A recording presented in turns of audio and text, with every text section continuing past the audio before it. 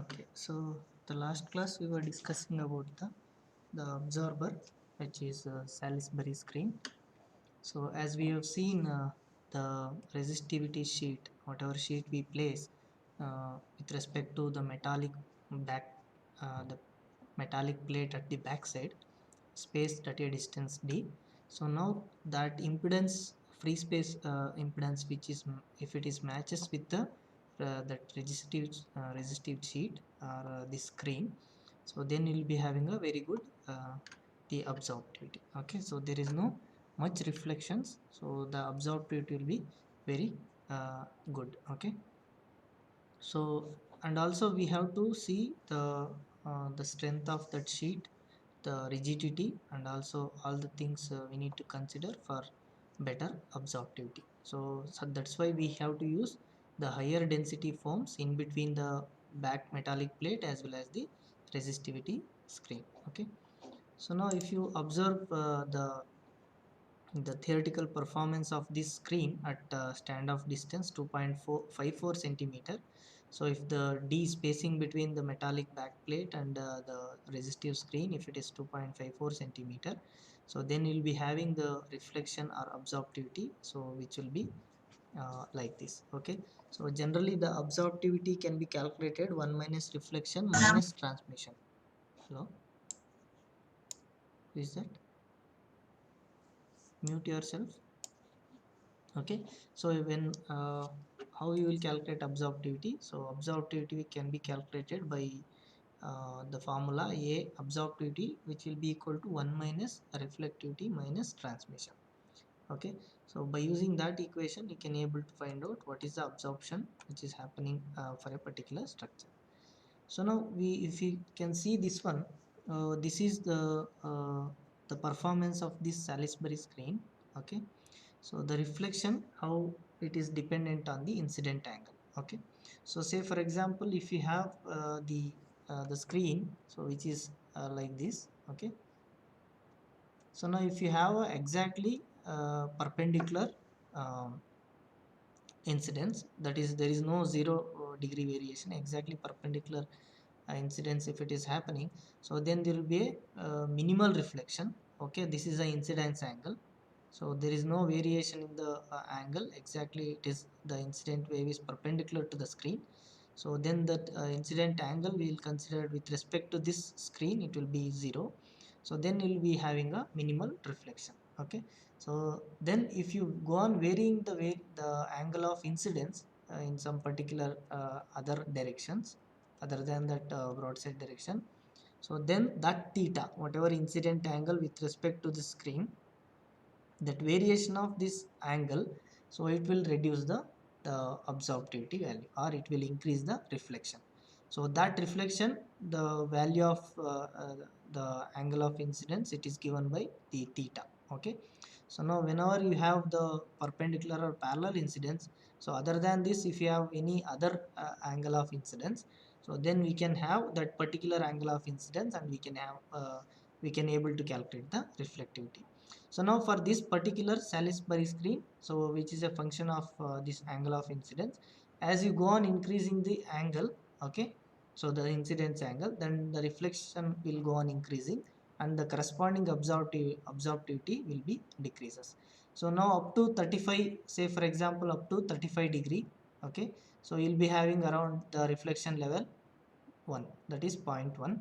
Okay, so now if you have reflectivity of 0.1, so you will get around the reflection value in terms of dB, so it is maybe near to the 10 dB. So you will get the minimum reflection, or the IEEE standard, they will generally see minus 10 dB value of the reflection, the reflection level at that value. So that can be achieved with respect to this Salisbury screen at angle of 35 degree. That means we can say this Salisbury screen, so which will be having angular stability up to 35 degree. Angular stability in the sense, if you vary the angle of incidence other than this perpendicular direction, so say for example this is perpendicularly incident to the screen, if you consider this as 0 degree angle of incidence, so now if you go on increasing the value, so other than this normal incidence, so then we will be having the reflection increases. So we can say that up to 35 degree we will be having the better performance of this screen. Okay, so it will be possessing angular stability up to 35 degree. Okay, so now coming to the another type of the absorber, similar to your Salisbury screen. So this is called as Dullenbach layer. So this is another form of a simple absorber which is constructed using a lossy, that is homogeneous lossy material, again which is backed by metallic plate. So as like your the screen, so there will be a the metallic plate here, so at the back side, and there is a lossy homogeneous so layer at the top. So and this will be spaced by some distance d. Okay, so now the reflectivity of this layer, it is dependent on so the how much the impedance variation it is there at the surface. Okay, so whenever the incident wave which is experiences the change in the impedance, then according to that change in impedance it will be giving the reflection value. Okay, so that reflection level again it decides the how much absorptivity or the wave energy which is loss happening inside this material. Okay, so the reflection at this surface, so that depends on the impedance change which is seen by the wave. So that's why this material whatever we put, so that material we have to choose either based on the application, whether it is electrical material or it is a magnetic material. So based on that electric material or magnetic material, the loss of the energy which will happen. Okay, so now if the material which we found which is having an impedance relative to free space equal to 1, say for example if you normalize the impedance of this surface, okay, say for example the impedance of this surface is Zs if we consider, and the free space impedance we can consider Zf.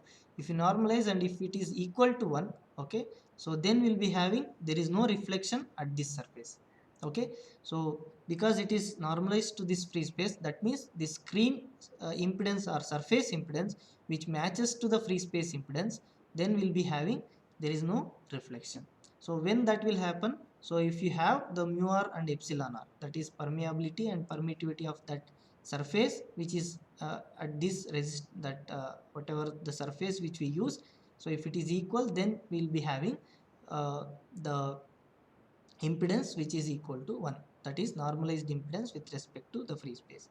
So now in this case what will happen, the attenuation will depends on this the properties of the material, that is whatever material, electric material or magnetic material, and also at what distance we have to put this the resistive surface or whatever the material, electric material or magnetic material. So that depends on the electrical wavelength also, that is electrical thickness in the sense in terms of the electric uh, wavelength. So that is theta, we can call it as beta into lambda, this is electrical length.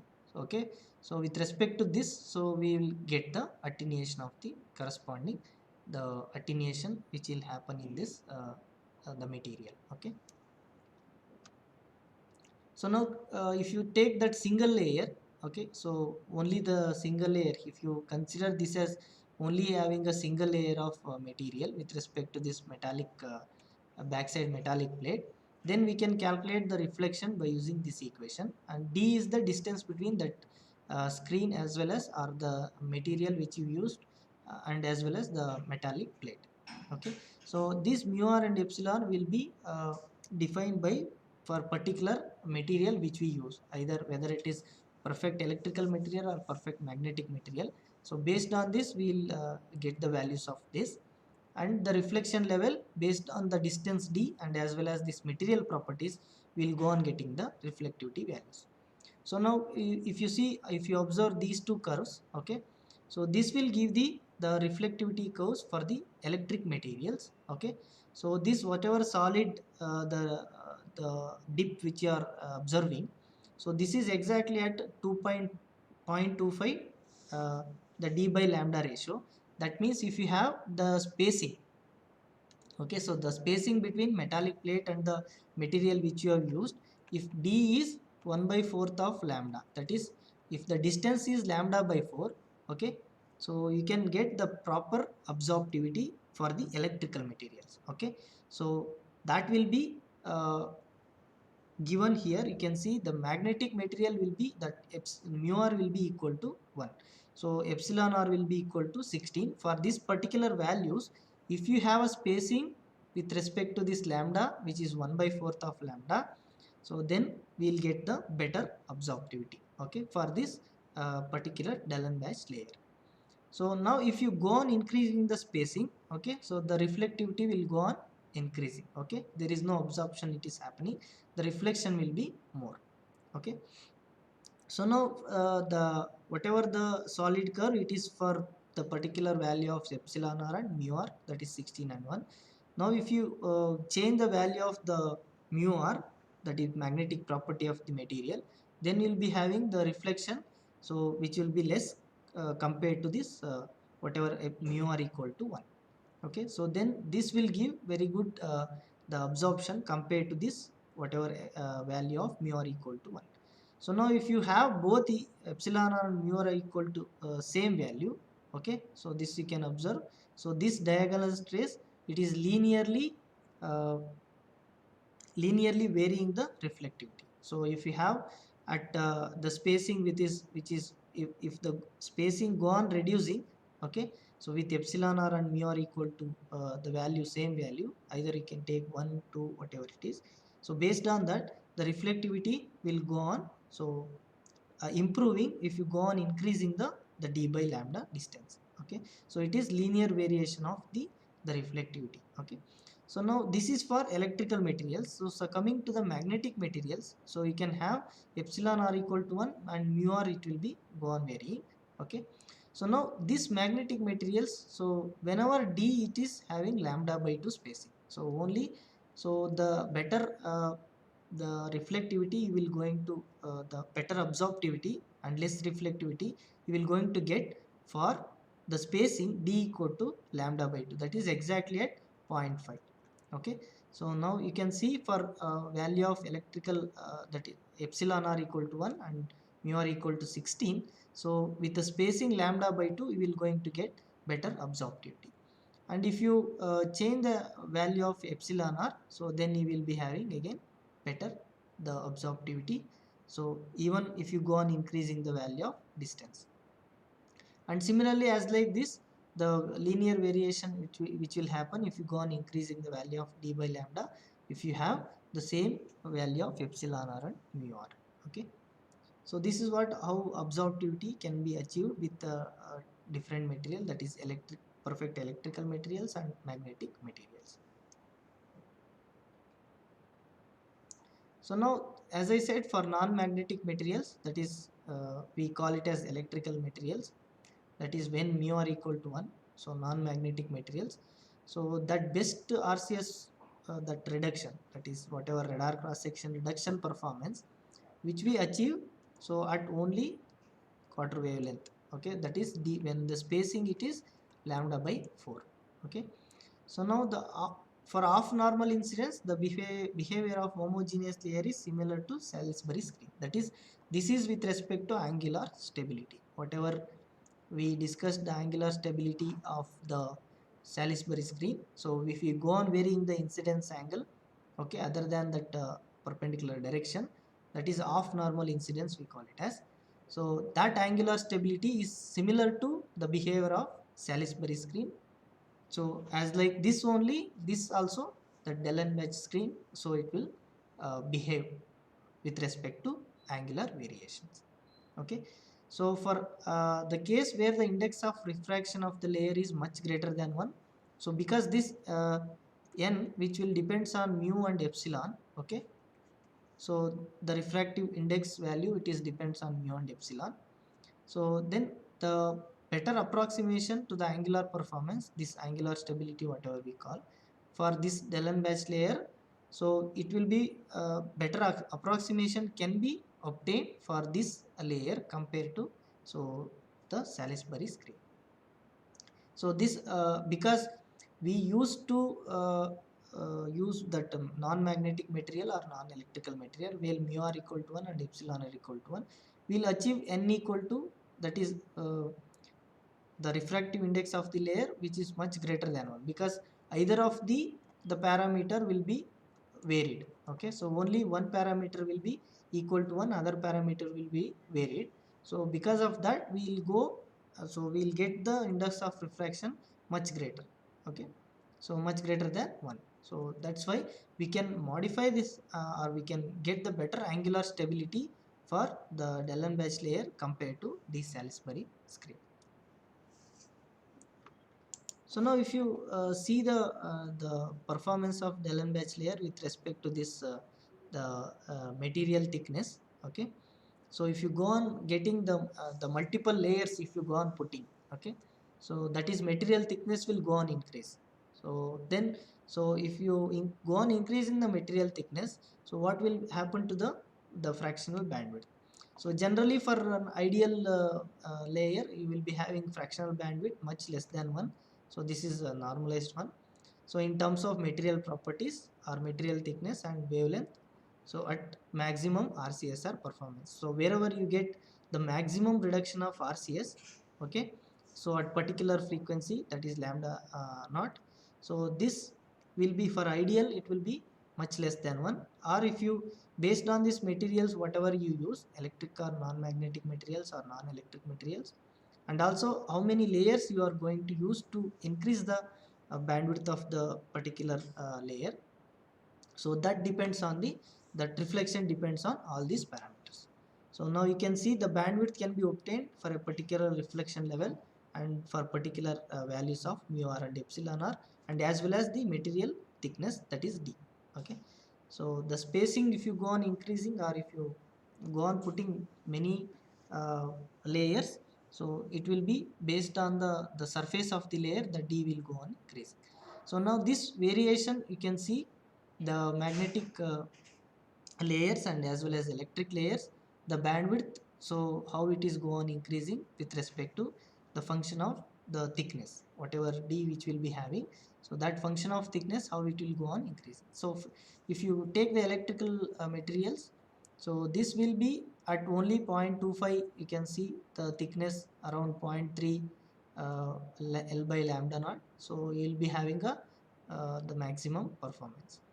And this whatever bandwidth it is go on reducing, so if you increase the thickness, okay, so this bandwidth will reduce for lesser values of the thickness, and bandwidth will increase. So for the, sorry, this bandwidth will go on increasing, so because it is 10 power minus 1 and 10 power 0, 10 power 1 for less values for the magnetic materials, and it will decrease for electric materials. Okay, so a material with purely dielectric loss has a fractional bandwidth around 20%. Okay, so for a material thickness close to lambda by 4, so you can see here 0.25 lambda. So if you have purely dielectric loss which is having fractional bandwidth of, if you take 20%, it will come. So which is compared to the Salisbury screen, if it is if you compare that bandwidth with the Salisbury screen, it is compared to it is less. Okay.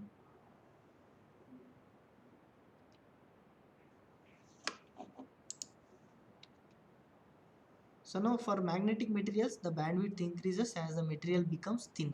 Okay, so that is what we have seen as the thin layer you are getting. So if you go on making thin magnetic materials, the bandwidth will go on increase. Okay. So now another single layer absorber has been postulated and analyzed by the Gauss at this research laboratory. So which is based on mixing filaments of radar absorbing chaff. So these filaments which will be gone mixing in a way that like whatever we do array antenna, if you go on putting those filaments one by one, so which will give solid binder and unity dielectric constant. Okay, so now if you do like this, so there will be a performance of RCS reduction which can be obtained, so by using absorptivity method. So now how you will going to place that filaments? Okay, so either you can place in terms of regular array of filaments in a matrix, that is like in a kind of antenna array. Okay, and also you can put in the random orientation. So now what is the performance we will get if you put in a regular array fashion?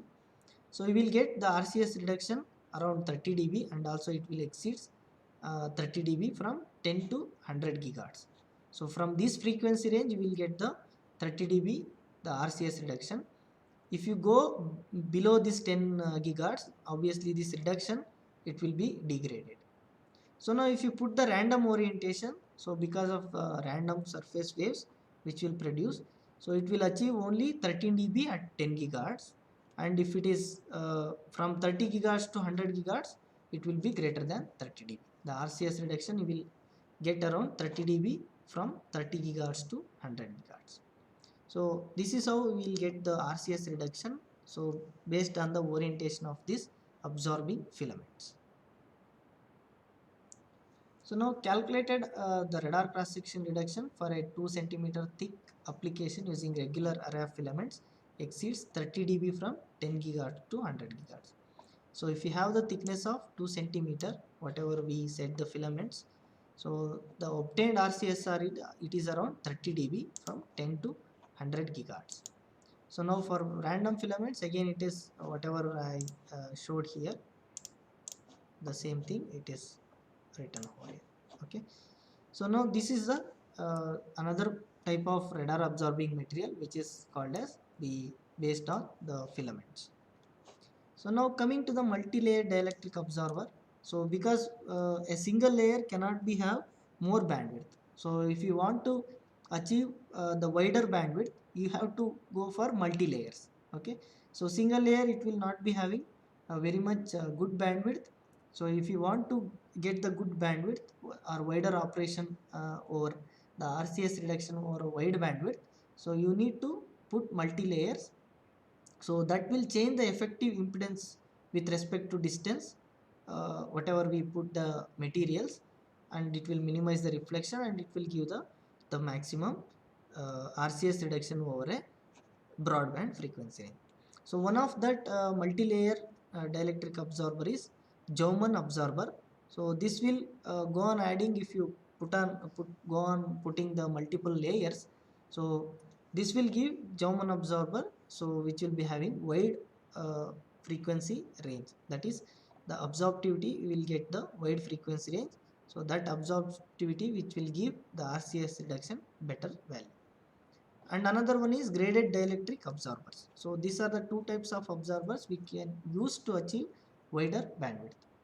Okay, so now as I said, the Salisbury screen, so we can improve the bandwidth, so by putting multiple Salisbury screens or additional resistive sheets in a Salisbury screen, and also spacers to form this wider wide range of bandwidth we can achieve. So that will be called it as Jaumann absorber.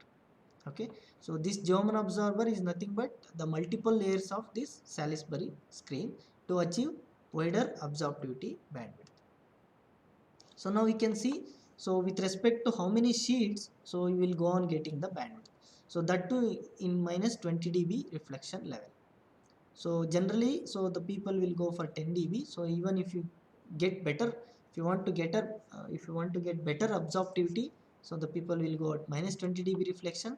So now we can see at minus 20 dB reflection, so what is actually the bandwidth which you are observing for Jaumann absorber. Okay, so now you can see here, so for single sheet, so we'll be having only so this much bandwidth. So from here to here you will be having only this much bandwidth, and two sheet, so you can have so wider bandwidth from here to here. Okay, and similarly if you use three sheets, so you will get around, say for example here if you take here up to some 6 gigahertz to some around, you will get some around 15 gigahertz, 6 to 15 gigahertz bandwidth. And if you use 4 sheets, so you will get around some 4 gigahertz to around 17 gigahertz. So if you go on putting the number of sheets, so it will go on increasing the bandwidth of the absorptivity or reflectivity will be reduced over complete wider bandwidth. So now we can see here bandwidth of Jaumann absorber. So with respect to thickness also, because if you go on putting the sheets, you will get the thickness will go on increasing, and the fractional bandwidths also go on increasing.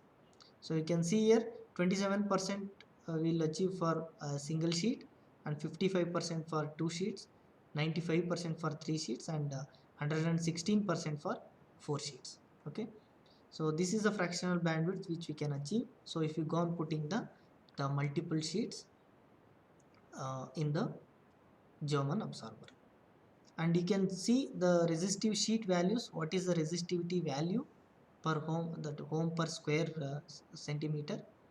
So front layer and back layer, which will be having resistivity value, this one in between. If you put 2 layers, so the resistivity value this much it will come, and similarly you will get the different resistive sheet values. So now we can see the reflection coefficient in terms of 6 layer. So which we have seen only 4 layers here. So it will be around 116% bandwidth. So now you can see, so from around, if you take 20 dB reflection level also, from 5.8 to around 18 gigahertz. So if you use 6 layer German absorber, so you can have the bandwidth, it is very much wider. So the RCS reduction will get around 30 dB. Okay, so which is measured over the range of 7 gigahertz to 15 gigahertz. You can see the bandwidth, so which is measured the radar cross section reduction value, it is giving 30 dB over a wide frequency range, that is from 7 gigahertz to 15 gigahertz, with a minimum of 27 dB at 8 gigahertz.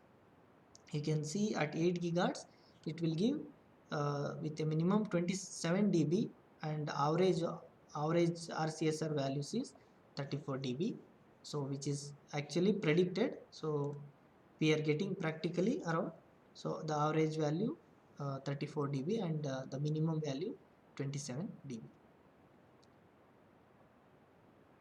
So this is the we can see the better absorptivity which we can achieve by using multiple layers of the Salisbury screen, which is called as German absorber. So now, as with this German absorber, the sheet resistance values are tapered to reduce the reflection. So that means whatever you use the multiple layer sheets, so that will be tapered. So when you taper the resistance, that values, the sheet resistance values, again the impedance variation gradually it will match to the free space. So when it matches to the free space, obviously the reflection will go on reducing. So that will be happen when you use graded dielectric. So if you use this graded dielectric, it will help to match the impedance between free space and a perfect conductor. Okay, so if you use this graded dielectric, then you can able to reduce the reflection level. So now optimum method what all can be done for a absorber to achieve a better reflection, better absorption, and minimum reflection. So that will be determined from the mu and epsilon, because as we have seen how the variation of absorption which will happen for non-magnetic material and non-electric material. Okay, and also with respect to the function of distance. Okay, whatever d variation which will be there, so that will give the reflection level over a given frequency range. And also you need to take into constraints, so the incident angle, or the whatever we said, the angular stability. So that angular stability, at which angle, till what the variation of the angle, it will give better stable absorption over a wide frequency band. So that is also important. So you need to take care of all these parameters to get the optimum design. So now to achieve the more successful, or whatever the optimum method to achieve, the useful approach has been assume a model for epsilon and is a function of distance z into the absorber, and then solve for the resulting reflection coefficient. So first you need to take the epsilon value and the distance value. Then by taking these two, so first optimize the design, or design first the absorber based on that resulting reflection coefficient, so you can later optimize the other parameters. So now practical graded dielectric radar absorbing materials, so which are constructed of discrete layers with the properties changing from layer to layer. So even if whatever the many layers which you are using, different layers you can use some other incorporated properties, and you can get the better absorptivity. So example, so which is AN74, so which is designed as a 3-layer foam absorber, okay, about 3 centimeter thick, and is advertised to provide around 20 dB RCS reduction down to 3.5 gigahertz. So till the value of 3.5 gigahertz you are getting the RCS reduction of 20 dB. Okay, so this is one of the practical graded dielectric radar absorbing material, so which we achieve 20 dB RCS reduction. Okay, so now, so you can see the measured reflectivity. So this is a measured reflectivity for 3-layer graded dielectric absorber. So now as you see here, the as the frequency go on increasing, the attenuation will go on increasing. So that attenuation, in the sense, the loss will happen within the material, and it will give better absorptivity, or it will give minimum reflection. So now the technique to reduce the reflection from front face to flat absorber is to produce a material whose intrinsic impedance is very close to unity. So as I said, the intrinsic impedance or whatever the surface impedance you will get. So if you normalize with respect to the free space impedance, if you get that intrinsic impedance which is very close to unity, then you will be having very much minimum reflection you will going to get. Okay, so now to achieve this intrinsic impedance which is close to unity, so these are another two types of absorber they are trying to use, that is hair type absorber and carbon loaded low density foam absorber. These are the other two types of absorber they are trying to use the uh, better absorptivity, or to get the minimum reflectivity. So this original hair type absorber, it is developed uh, at the time of the World War at National Research Laboratory. So this is actually developed for developing an anechoic chamber. So what is meant by that anechoic chamber? So the chamber which will be having completely loaded with the absorbers. So there is no environmental effects outside. We can able to characterize the device which we design. So how much it is having the performance in terms of reflectivity or absorptivity can be characterized by using this anechoic chambers. So now this is the hair type absorber. It is working from 2.5 to 25 gigahertz.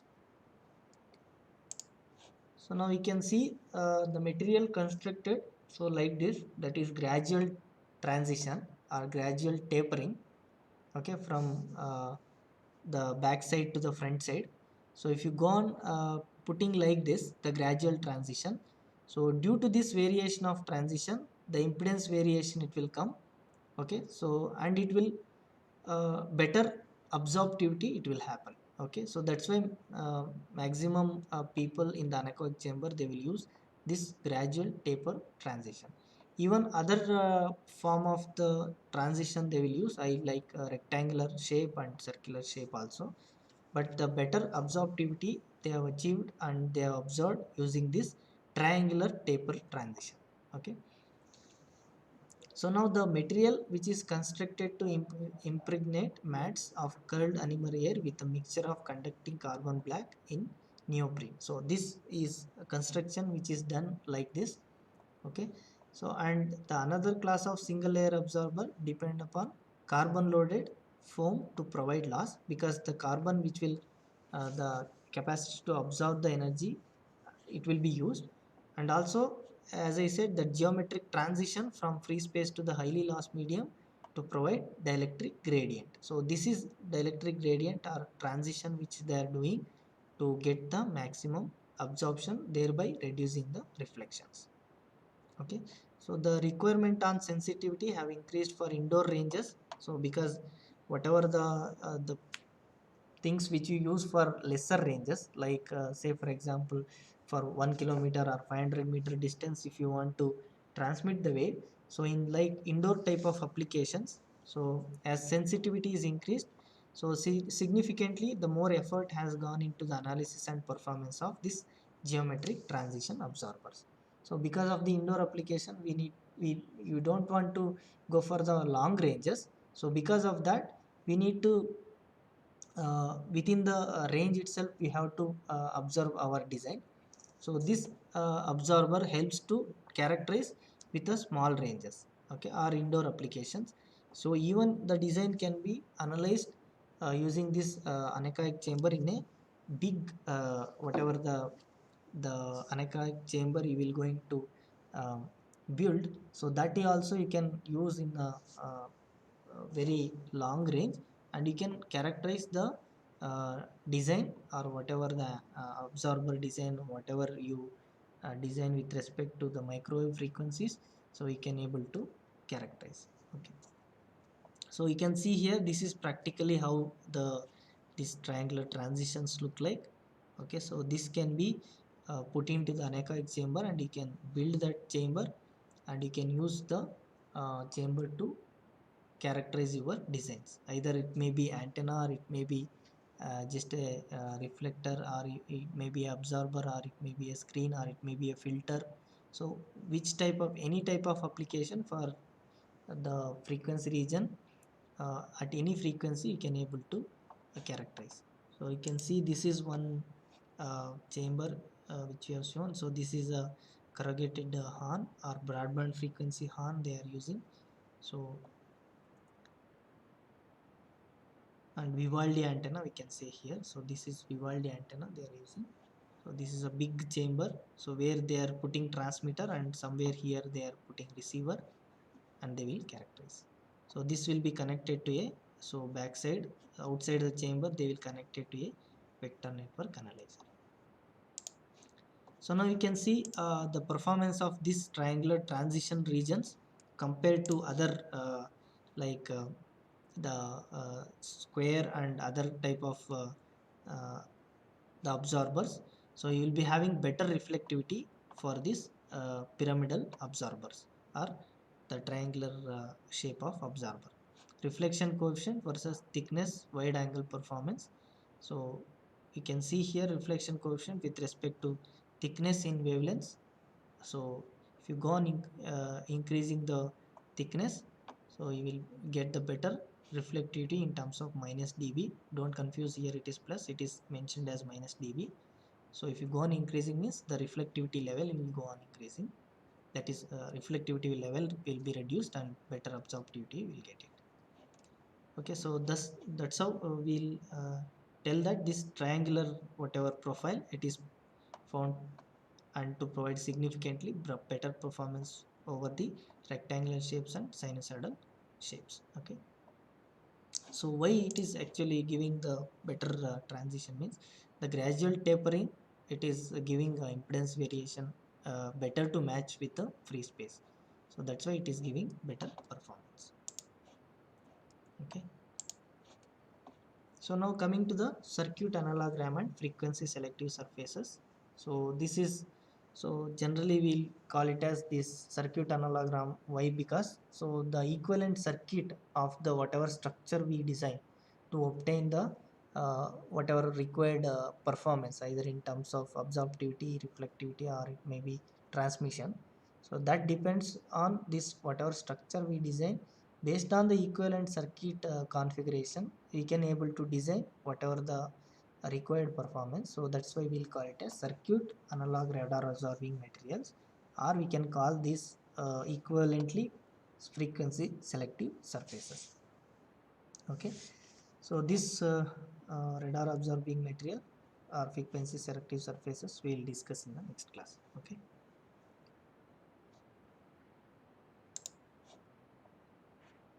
so any doubt in this?